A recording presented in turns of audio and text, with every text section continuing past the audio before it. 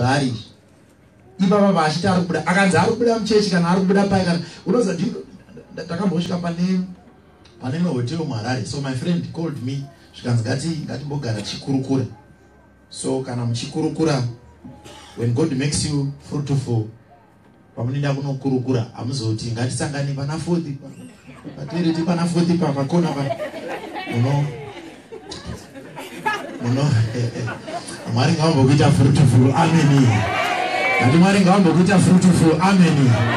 Nenzvimbo dzaunoenda dzemaappointment dzinochinja kana waa fruitful.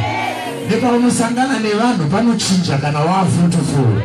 Nekwaunoenda kwaunoswera nevanhu panochinja kana waa fruitful. Ngati nechaunofambisa chinochinja kana waa fruitful. Nechikafu chamunodya mai chinoshandukawo kana maa fruitful. Tell your neighbor kuti Mwari ngaombokuita fruitful. Mami wewe usatinetsa. Umekunetsa kwaari kuita uku inyaya kungoti haasati fruitful.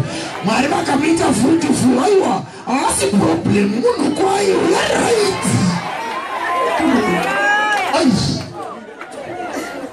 Pastor, mamwe maerda yenyu nemadhikoni nemaasha nechiva Mwari kunetsa iri ai inyaya fruitfulness. Akangova fruitful haasi problem, vanhu kwava vanhu vari right.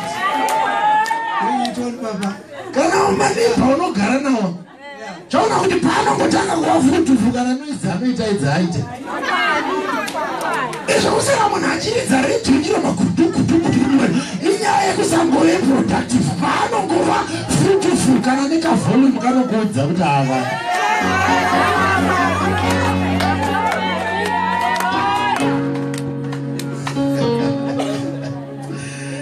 this is the God that we serve.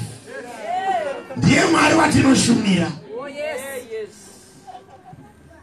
Kana ndati ndatofambira kuti mwe munhu ave fruitful, handizive kuti vangani panapa vari kuzogamuchira nyasha idzodzi. Amen. Kana pano vanodzika. But chandiri kutenda ndechekuti if God makes you fruitful, even your life changes. Saka right yanga yauya nenyaya pekusangana.